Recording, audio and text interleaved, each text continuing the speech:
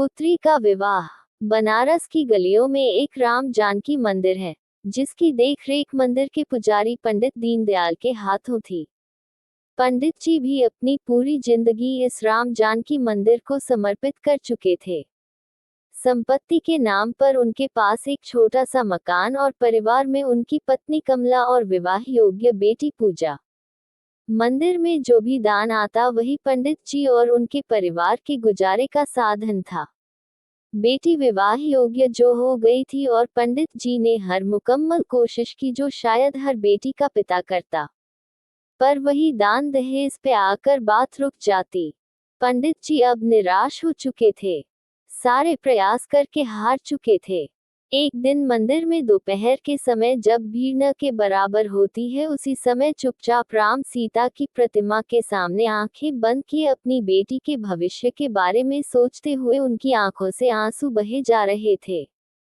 तभी उनकी कानों में एक आवाज आई, नमस्कार पंडित जी। झटके में आंखें खोली तो देखा सामने एक बुजुर्ग दंपत्ति हाथ जोड़े खड़े थे। पंडित जी ने बैठने का आग्रह किया। पंडित जी ने गौर किया कि वो वृद्ध दंपत्ति देखने में किसी अच्छे घर के लगते थे। दोनों के चेहरे पर एक सुंदर सी आभा झलक रही थी। पंडित जी, आपसे एक जरूरी बात करनी है। वृद्ध पुरुष की आवाज सुनकर पंडित जी की तंत्रा टूटी। हाँ हाँ कहिए श्रीमान, पंडित जी ने कहा। उस वृद्ध आदमी ने कहा, पंडित जी, मेरा नाम विशंभर नाथ है। हम गुजरात से काशी दर्शन को आए हैं। हम निःसंतान हैं। बहुत जगह मन्नतें मांगी पर हमारे भाग्य में पुत्र पुत्री सुख तो जैसे लिखा ही नहीं था। बहुत सालों से हमने एक मन्नत मांगी हुई है। एक गरीब कन्या का विवाह कराना है, कन्यादान करना है हम दोनों को, तभी इस जीवन को कोई सार्थक पड़ाव मिलेगा। वृद्ध दंपत्ति की बातों को सुनकर पंडित जी मन ही मन इतना खुश हुए जा रहे थे जैसे स्वयं भगवान ने उनकी इच्छा पूरी करने किसी को भेज दिया हो। आप किसी कन्या को जानते हैं पंडित जी जो विवाह योग्य हो पर उसका विवाह न हो पा रहा हो? हम हर तरह से दान दहेज देंगे उसके लिए, और एक सुयोग्य वर भी है। वृद्ध महिला ने कहा। पंडित जी ने बिना एक पल गंवाए अपनी बेटी के बारे में सब विस्तार से बता दिया।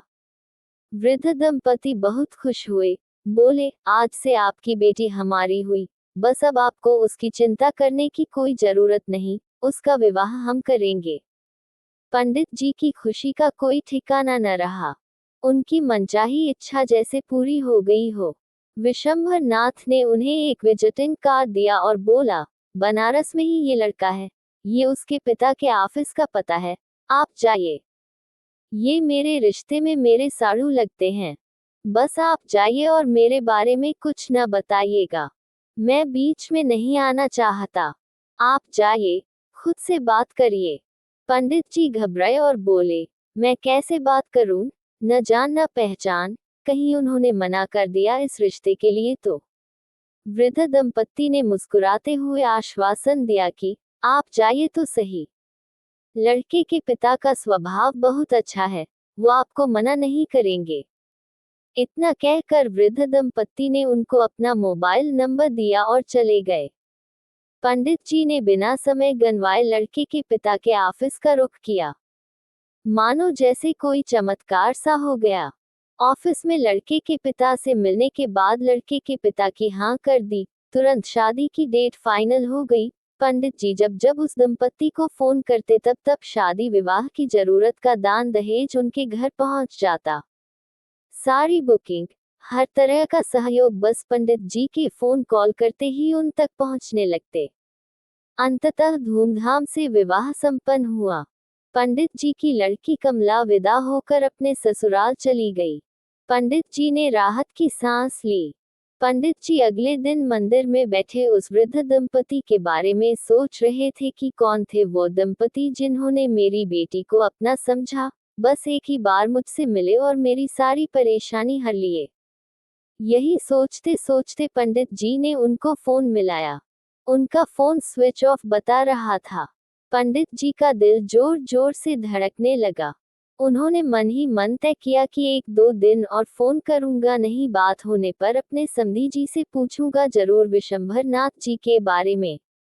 अंततः लगातार 3 दिन फोन करने के बाद भी विशंभर नाथ जी का फोन नहीं लगा तो उन्होंने तुरंत अपने समधी जी को फोन मिलाया। ये क्या? फोन पर बात करने के बाद पंडित जी की आंखों से झरझर आंसू बहने लगे। पंडित जी के समधी जी का दूर दूर तक विशंभर नाथ नाम का न कोई सगा संबंधी, न ही कोई मित्र था। पंडित जी आंखों में आंसू लिए मंदिर में प्रभु श्री राम के सामने हाथ जोड़कर खड़े हो गए और रोते हुए बोले, मुझे अब पता चला प्रभु, वो विशंभर नाथ और कोई नहीं आप ही थे। वो वृद्धा जानकी माता थी। आपसे मेरा और मेरी बेटी का कष्ट देखा नहीं गया ना। दुनिया इस बात को माने या न माने पर आप ही आकर मुझसे बातें करके मेरे दुख को हरे प्रभु। राम जानकी की प्रतिमा जैसे मुस्कुराते हुए अपने भक्त पंडित जी को देखे जा रही थी। आपको ये कहानी अच्छी लगी हो तो चैनल को सब्सक्राइब करें, वीडियो को लाइक करें और कमेंट करें। स्माइल। धन्यवाद गुलाब।